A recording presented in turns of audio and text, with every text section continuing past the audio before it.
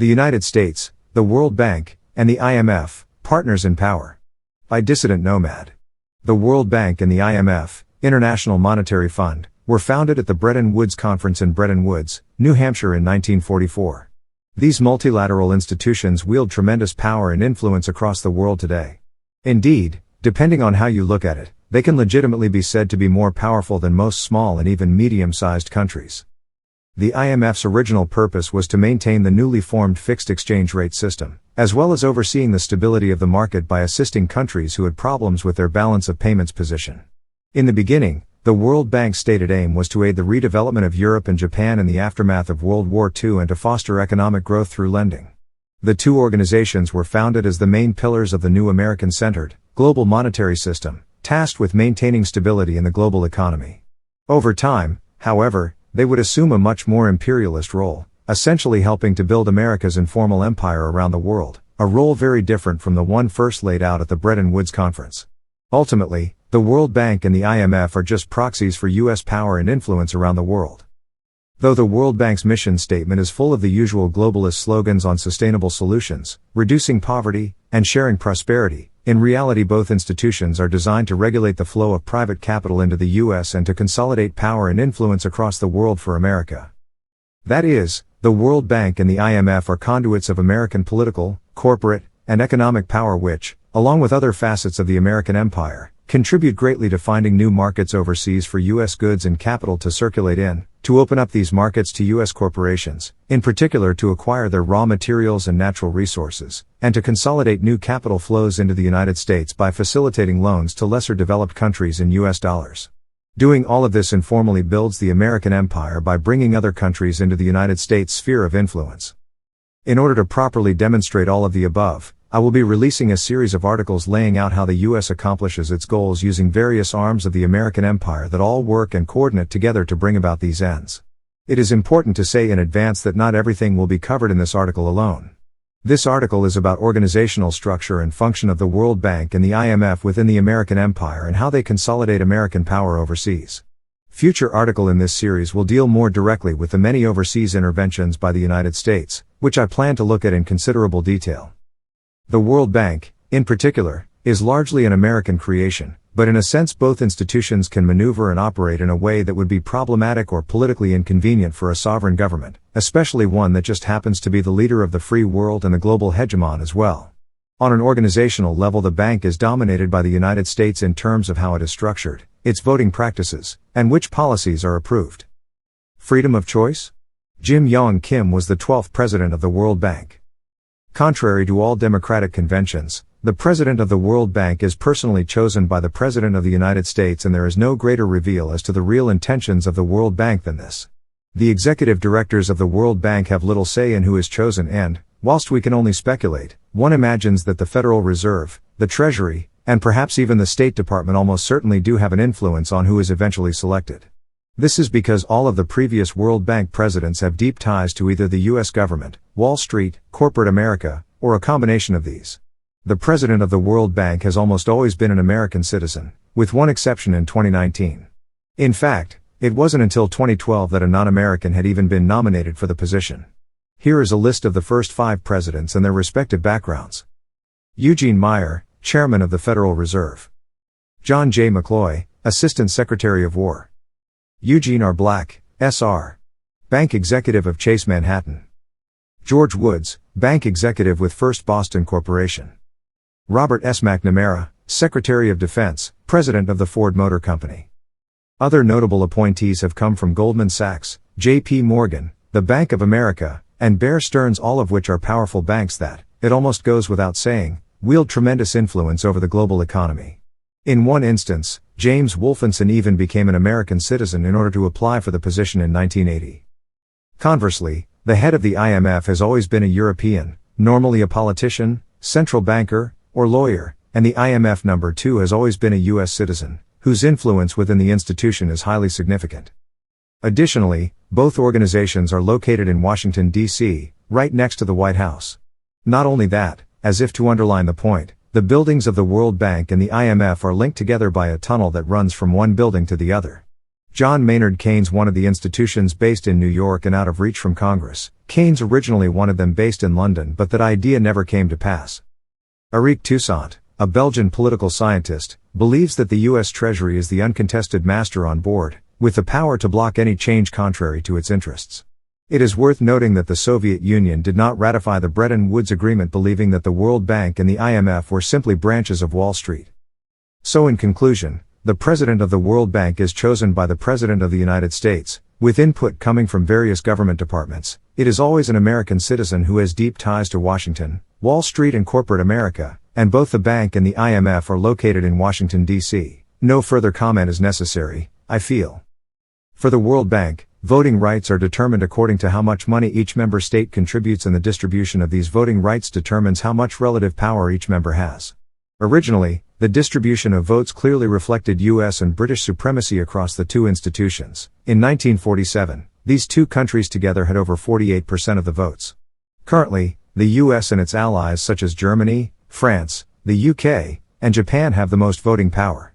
On the World Bank's Board of Governors, the U.S. is the most dominant party. The voting structure of both organizations has been revised numerous times since then, most notably to increase the voting shares of Saudi Arabia, India, and China. Crucially, however, the voting structure ensures that in both institutions the United States has a built-in veto for all major decisions. The U.S. has imposed an 85% majority vote for all major decisions, but because the United States is the only member state with more than 15% of the voting rights, they have a built-in veto and can stop the institutions from taking action that doesn't align with their interests. Despite the U.S. voting share decreasing over time, it retains the effective veto regardless. Conversely, many of the most populous countries in Asia and Africa have little sway and influence in the bank. Eric Toussaint highlights that the United States has used its influence to ensure that loans are not granted for the production of goods that will compete with similar goods that the U.S. manufactures and exports. This include palm oil, citrus fruits and sugar. Loans to India and Pakistan for their steelmaking industries were reduced, and the same action was taken against Mexico and Brazil's respective steel manufacturing industries as well. Additionally, loans are granted for oil drilling but not oil refining, an industry that the United States dominates. In many ways, the relationships that the U.S. has with the two institutions is an open secret. In a book commissioned by the World Bank marking its 50th anniversary, it states that the United States has viewed all multilateral organizations, including the World Bank, as instruments of foreign policy to be used for specific U.S. aims and objectives. In 1988, in a letter to the Republican leader of the House of Representatives, President Ronald Reagan admonishes the bank for committing funds to countries that are strategic allies of the United States. The bank commits the vast majority of its funds in support of specific investment projects in the middle-income developing nations. These are mostly nations, such as the Philippines, Egypt, Pakistan, Turkey, Morocco, Tunisia, Argentina, Indonesia and Brazil, that are strategically and economically important to the United States. Source of the World Bank's funds. The source of the World Bank's funds is itself a highly murky and contentious issue. Its official website makes vague claims that it sources its funds from capital markets and financial markets. However, this is much of a muchness, really, because firstly, financial markets could literally mean anything and capital markets simply come under the broader category of investment banking, and all the major banks and financial institutions engage in investment banking to some degree or another. Also, all big banks have a capital market division of some kind. The biggest investment banks are as follows. 1. J.P. Morgan Chase. 2. Goldman Sachs. 3. Bank of America. 4. Morgan Stanley. 5. Citigroup. And what do all of these banks have in common? As you may have guessed, they are all, of course, American. Indeed, 9 of the current top 20 investment banks are American banks. Thus, the full network effect of all of this means that the World Bank and IMF, which are largely U.S.-dominated organizations, act as intermediaries that create new channels of lending for major U.S. banks who provide loans in U.S. dollars, and U.S. dollars only, to developing countries. The interest repayments represent a parallel revenue stream for the U.S. as the debtor countries have to pay back both the principal and the interest. It is estimated that between 1970 and 2007 developing countries paid $7.1 trillion in interest alone. The origins of this go back to the 1970s. In the 1970s, a number of events occurred that would reshape the global economy forever. In 1971, President Richard Nixon removed the dollar's link to gold, ushering in the system of floating, fiat currencies, and as a result money creation no longer had any constraints, and this system has lasted to this day. In the mid-70s, the Petrodollar Agreement was ratified between the United States and the Kingdom of Saudi Arabia, the terms of which stated that a portion of the profits from oil sales by OPEC nations be reinvested into the U.S. money markets through the purchase of U.S. debt securities via Wall Street. Suddenly, all the major banks were awash with surplus dollars. This excess liquidity would be used to make loans to less developed countries, with the World Bank and IMF acting as intermediaries between commercial lenders and the developing world. The primary architect of this was the new World Bank president at the time, Robert McNamara. World Bank lending increased from $953 million in 1968 to $12.4 billion in 1981, as major Wall Street banks saw their third world loan portfolios rise exponentially. A key component that enabled all of this was that the bank and the IMF intentionally courted corrupt military dictators whom they knew would be partial to large loans regardless of the repayment terms and conditions or the long-term effects that such loans would have on the country and the people. Alex Gladstein notes that between 1976 and 1983 the amount of IMF lending programs doubled. It has been suggested by Alex Gladstein of the Human Rights Foundation that the World Bank acts as an intermediary between commercial lenders and the developing world, but does so in a far more usurious and predatory way than one might first expect. That is, the bank borrows from the big banks in capital markets at, say, 5% interest and lends that money to developing countries at 7 or 8% interest. On an intuitive level at least, this seems to make sense when you look at the net capital inflows and outflows into the developing world. When all the flows are totaled up, the stark reality of the situation is that between 1960 and 2017 there was a net outflow of capital from the developing world, about $62 trillion. So World Bank and IMF programs provided $62 trillion of capital inflows into the developed world. It only stands to reason that the vast majority of this would be to U.S. banks. When countries take out dollar-denominated loans with the World Bank and the IMF, this leaves them at the mercy of Federal Reserve monetary policy and the United States more broadly. Moreover, when the Federal Reserve raises interest rates, the interest rate on outstanding loans increases as well, and the consequences can be devastating. This is exactly what happened in 1980 when Paul Volcker, then the chairman of the Federal Reserve, raised interest rates to 21% in a bid to end America's long-term battle with inflation. Known as the Volcker shock, this caused tremendous economic and political damage throughout the developing world. Countries that had borrowed large amounts from the World Bank and the IMF were the worst affected as the interest payments on their outstanding loans soared.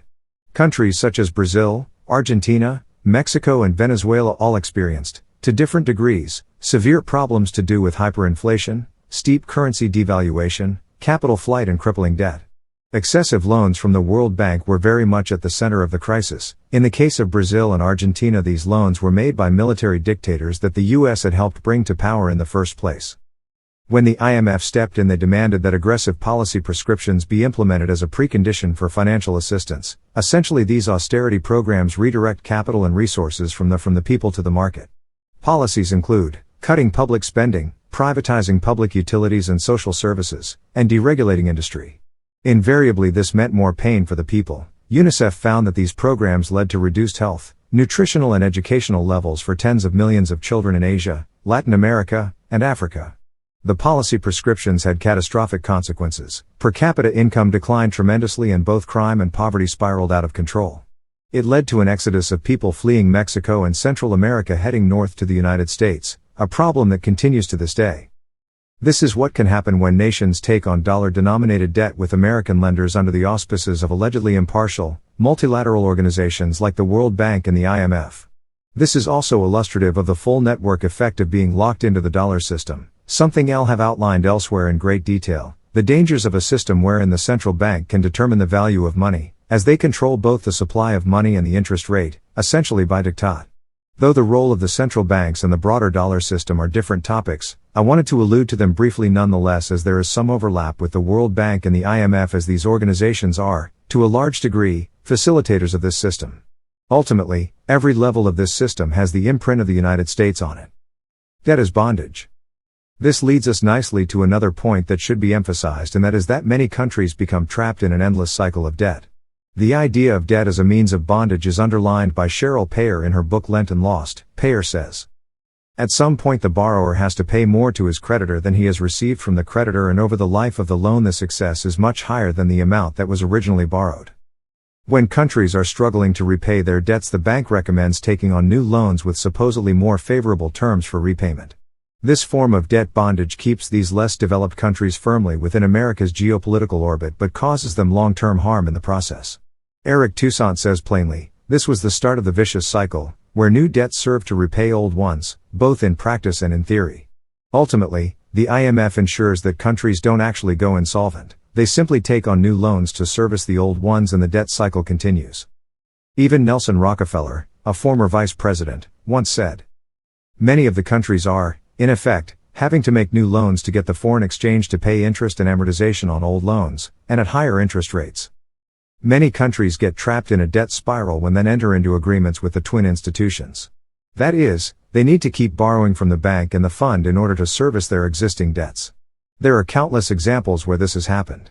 A good example is Bangladesh, whose debt has grown from $145 million in 1972 to $95.9 billion in 2022, a result of having to service existing debts by taking out new loans. The Philippines is a good example of a country that became trapped in the debt spiral of the World Bank and the IMF. After the Second World War, the Philippines experienced strong economic growth and a good standard of living to match. When the twin institutions came along, however, capital controls were scrapped, the debt ceiling was lifted and President Ferdinand Marcos began ignoring the state legislature and governing by decree. Basically, the economic model that had worked so well for the Philippines had to be abandoned in order to accommodate the World Bank and the IMF. From the 60s onwards, the Philippines started borrowing substantial sums from the World Bank, and by 1985 the country's total external debt was over $26 billion. After the onset of the debt crisis in the early 80s, existing debt repayments soared as a result, and the Philippines was trapped in a vicious cycle of borrowing and debt that continues to this day. IMF policy prescriptions included having to float the peso, increasing taxes, cutting public spending and removing tariffs, basically redirecting large amounts of much-needed capital from the public sector in order to service existing debts. These policies had an incredibly destabilizing effect on the country, leading to increased poverty and income inequality across the archipelago. As basic law and order gradually broke down, Marcos increasingly relied on violence and terror to silence his opposition and hold on to power. Zambia is another country that has fallen foul of World Bank and IMF policies. Being forced to remove food and agricultural subsidies has led to stagnation and regression instead of helping Zambia's agricultural sector. The removal of tariffs in the textile trade has wiped out the textile industry in the city of Ndola. In 1991 there were 140 textile factories, but by 2002 there were just 8.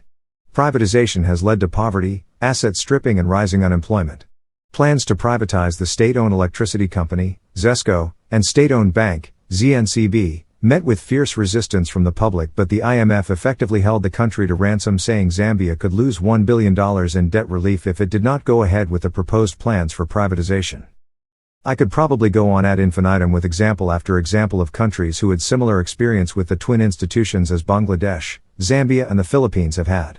The World Bank and the IMF see increased international movement of capital as an inherently good thing, so it encourages it regardless, which is somewhat obvious as most of these inflows go directly to American banks and organizations. Ultimately, the more debt a country takes on, the more dependent they become on lending institutions like the World Bank and the IMF. It is a vicious cycle. What is also highly significant, and highly controversial too, is that a large percentage of the loans made by the bank and the IMF are done to facilitate the extraction of raw materials by multinational companies, often American or Western ones, to be exported to international markets. Loans are granted to nations who then contract large, global corporations to construct the necessary infrastructure like roads, tunnels, ports, bridges etc. that makes the mining and excavation of minerals and raw materials possible. These projects are not undertaken to improve the lives of the local people in those regions. These raw materials and minerals are needed by corporations as they are critical components for electronics, cars, consumer goods and for general consumption. In a sense, multinational corporations benefit twofold from this arrangement. Construction and engineering companies are contracted for the development and infrastructure projects, and then when these resources are mined they are then placed on international markets for the benefit of another group of corporations. As former President Richard Nixon once said, "Let us remember that the main purpose of aid is not to help other nations but to help ourselves." Catherine Gwynne says that between 1947 and 1992 the United States had an outlay for the World Bank of $1.85 billion, but that the World Bank made loans of $218 billion, though precise figures were, and still are, unavailable. She says that it is only reasonable to assume that these loans would have generated large contracts for U.S. firms. So in summary, the World Bank, an institution that is largely dominated by the United States on an institutional level, helps facilitate loans from U.S. commercial banks to less developed countries in U.S. dollars. These loans are then used to bring in multinational companies who extract these raw materials and natural resources for export. I don't think I need to add much more on this. The twin institutions and dictators.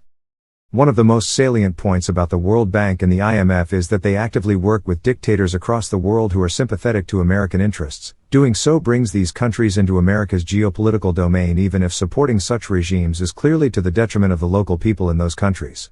Examples of dictators who the US and the World Bank have collaborated with include Suharto in Indonesia, the Somozas in Nicaragua, Mobutu in the Democratic Republic of the Congo, Marcos of the Philippines, numerous South Korean leaders and Guatemalan presidents too. In fact, even apartheid Rhodesia received loans from the World Bank. As we shall see in future articles, these dictators have presided over endless human rights violations including massacres, genocide, fraud and corruption, state-sponsored terrorism, and even civil war. Not only have the United States collaborated with and funded these leaders, in many cases they helped bring them to power in the first place. The inverse is also true. In many instances, not only does the World Bank not assist democratically elected leaders, but Washington actually works to destabilize and actively overthrow them. Examples include Jacobo Arbenz of Guatemala, João Goulart in Brazil, the Sandinista government in Nicaragua, Salvador Allende in Chile, Patrice Lumumba of the Democratic Republic of the Congo. I will be looking at these overseas interventions in considerable detail in future articles, but here is an overview of some of these interventions and the role the IMF and World Bank played. The United States sponsored a coup in Guatemala when the democratically elected President Jacobo Arbenz began expropriating land held by the United Fruit Company. When Arbenz needed a loan for a vital public infrastructure project in order to help poverty-stricken laborers, the bank refused. After the CIA-backed coup, the World Bank resumed lending to Guatemala during a violent dictatorship, a brutal civil war that lasted over 35 years, and a genocide. The IMF made a $43 million loan to the military dictatorship in El Salvador, not long after its forces committed the largest massacre in Central America. This massacre took place in 1981 at the village of El Mozote, where the army killed 811 civilians. The World Bank suspended loans to Chile for 3 years when the democratically elected leader Salvador Allende was president. The U.S. helped instigate a coup that removed Allende in brutal fashion and brought General Augusto Pinochet to power, a ruler much more sympathetic to U.S. interests. Pinochet, a brutal dictator, imposed violent military rule on Chile, but World Bank loans resumed during his reign regardless. In Indonesia, both the U.S. and the World Bank gave generously to President Suharto despite a brutal reign of domestic terror consisting of countless massacres, forced migration, corruption, and genocide. It was a similar story in the Philippines, where Marcos was supported by the World Bank despite a brutal reign of terror and violence. Currently, the IMF is assisting Egyptian dictator Abdel Fattah el-Sisi, who is responsible for the Rabaa massacre that killed 900 people with a $3 billion package. Meanwhile, the World Bank supported the Ethiopian government that is currently committing genocide in Tigray, leading to a staggering 500,000 casualties, by providing it with a $300 million loan. Conclusion. The World Bank and the IMF helped consolidate and reinforce American power across the world, significantly altering the political and economic landscape in favor of Washington. The loans that they facilitate provide access to both corporations and banks to developing markets, bringing the debtor countries into the domain of the United States and building the power of the American empire through both formal and informal means. This author refuses to believe that this is all by coincidence or happenstance. It is by design that all of this occurs. Likewise, I refuse to concede that it is by pure coincidence that supranational institutions like the World Bank and the IMF, in which the United States clearly has a controlling hand in, can make loans in US dollars and then have its central bank raise, purely by decree it must be said, the interest rate on those loans at a later date for the benefit of the United States and to the detriment of those countries and their people. It is also important to understand that the broader system that the World Bank and IMF form part of has the unmistakable imprint of the United States at every level. The central bank that issues the currency, the twin multilateral institutions themselves, the commercial banks that they coordinate with, and many of the corporations that undertake the projects that the bank and the fund design. Once again, this is by design. It has to be. Both the World Bank and the IMF have a documented history of lending to dictators, some of which I have covered here, an important issue that will resurface in future articles. It also needs to be pointed out that all of this contributes greatly to the overall liquidity of the US dollar and the global economy, reinforcing its world reserve currency status to the tune of tens of trillions of dollars. Only President Jimmy Carter has ever really pushed back against the activities of the twin institutions, having suspended aid to several countries for human rights violations in the 80s. The World Bank and the IMF are just two of many channels through which the United States grows its empire. Its weapon of choice is debt, and more often than not it is Washington that has its hand on the trigger.